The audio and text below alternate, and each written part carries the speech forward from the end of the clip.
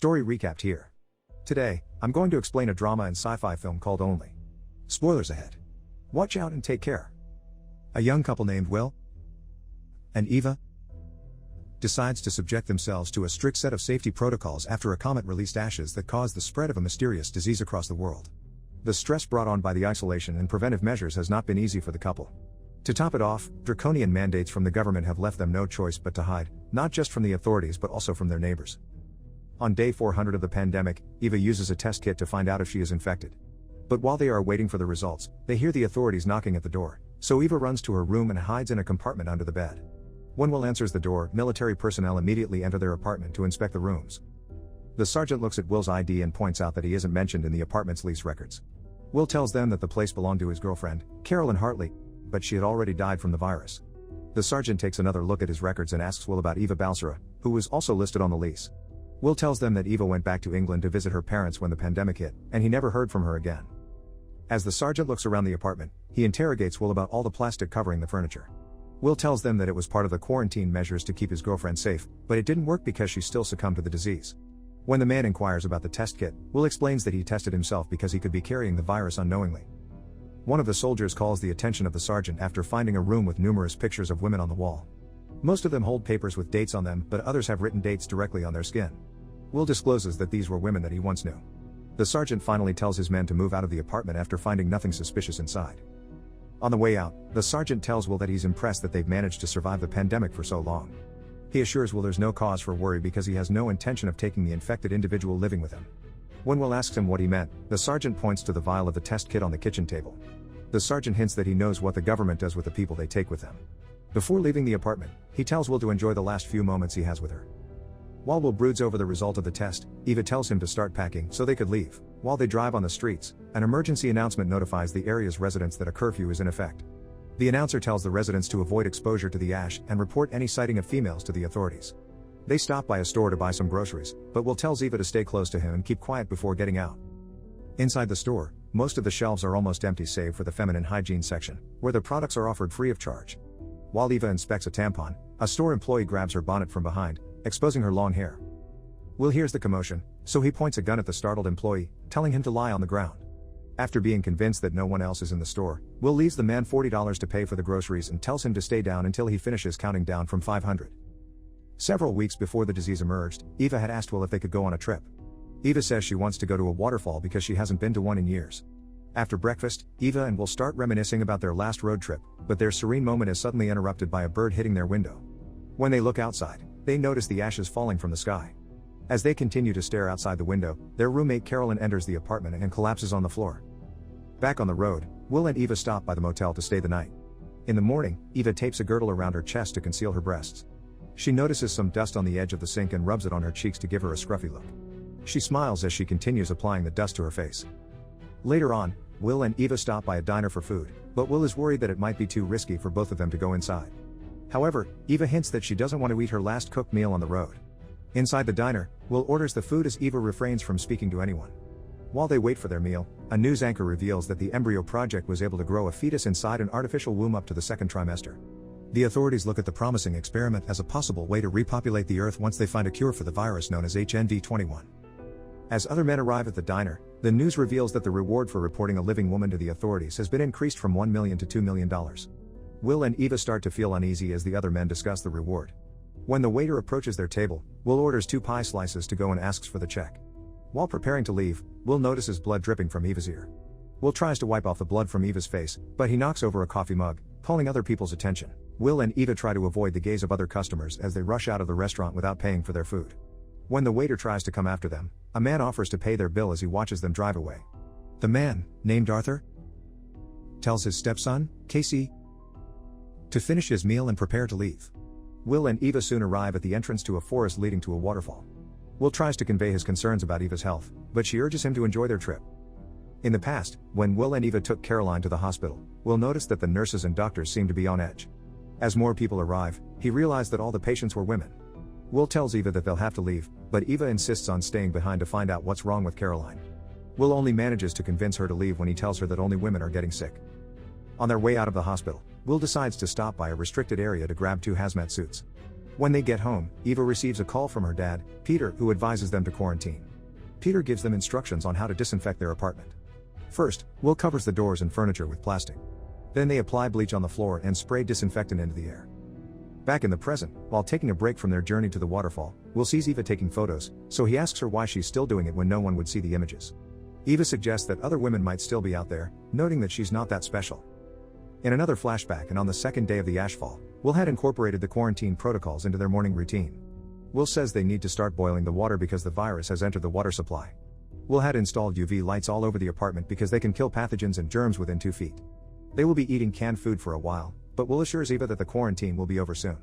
When Eva hears her phone buzzing, Will advises her not to take it out of the bag when she answers the call.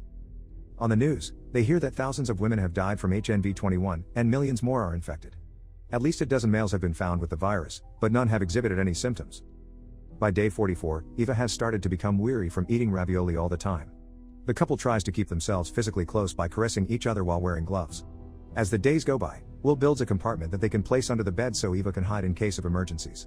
By that time, the government has begun to hold women in captivity. The news shows that the women appear to be happy as the president pays them a visit, but articles on the internet claim that the government has been conducting horrific experiments on women. Since Eva is not allowed to go out, she settles for taking pictures by the window. Will, however, warns her that it's still not safe, so he asks her to give him the camera. Eva is slowly becoming more irritable during her isolation, as she feels constricted by the protocols and the smell of the Lysol all over the house. While browsing the internet, Eva comes across a chat room for women who manage to avoid getting infected. The group called She Will Survive has 131 participants when she joined. Meanwhile, Will is becoming more protective of Eva as more women die from the disease. As Eva searches for her phone, Will tells her that he has hidden it for fear that she might be sending critical information to strangers. Eva is shocked to learn that Will went through her phone without her knowledge. Eva confesses to the women in the SWS chat room that she's starting to feel helpless because of the quarantine protocols. On the other hand, Will is often displeased with Eva every time she fails to follow the preventive measures. Soon, they hear from the news that 10 million women have already died from HNV-21.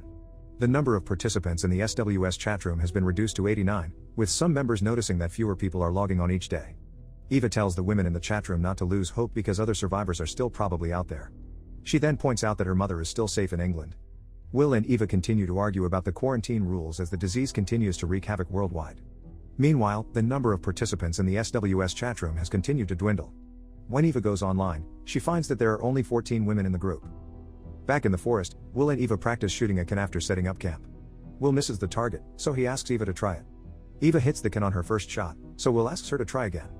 Meanwhile, Arthur and Casey have found Will's car at the forest entrance, and Arthur punctures a tire on Will's vehicle before going after them.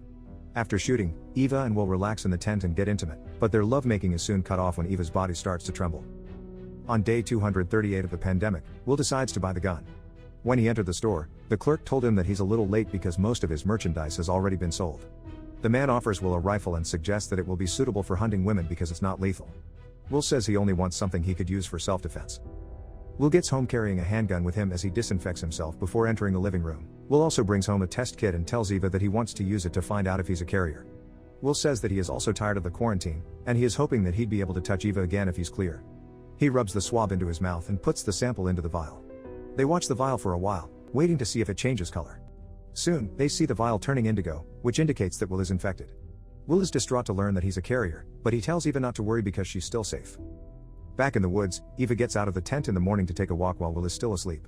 When Will wakes up, he calls for Eva, but when he gets out of the tent, Casey and Arthur greet him by pointing a rifle at him. Arthur tells him to get out of the tent and asks him where Eva is. He starts yelling, telling her not to come back to their camp. Eva hears his voice and sneaks back to their camp. Upon reaching the area, she sees Arthur tying Will to a tree. Arthur tells Casey to check the trail while he looks for Eva near the river. Arthur soon sees Eva running, so he chases after her. She manages to evade Arthur by hiding between two huge rocks. While Arthur looks for her, she suddenly palpitates. Fortunately, Arthur gives up and decides to wait for her at the camp. That night, Arthur asks Will how he managed to keep Eva safe for so long. Arthur tells him that he tried sealing and sterilizing their basement to keep his wife safe, but she died after a few weeks. Arthur assures Will that he's not a monster. He only wants to repopulate the earth so that his son can raise his own family someday. Will reminds Arthur that Eva is already sick to be of any use to him. Arthur tells him that they need to find her soon because her eggs only last around 6 hours after death. Will asks Arthur if he would have turned his wife over to the authorities. He says he wouldn't have, but his wife, Kathy, would have gladly turned herself in if it would help. When an alarm starts beeping, Arthur wakes up Casey and tells him that it's his turn to watch over Will. By day 374 of the pandemic, only Eva and another woman with the username Hope365 are online in the SWS chatroom. Hope tells her that another survivor has been raided the previous night.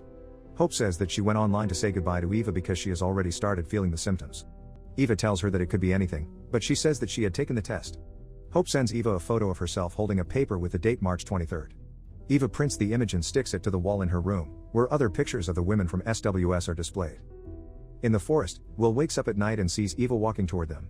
Eva walks toward Casey without her clothes on as he stares at her in awe. When she gets close, she strokes Casey's face gently and suddenly hits him in the head with a rock, knocking him unconscious.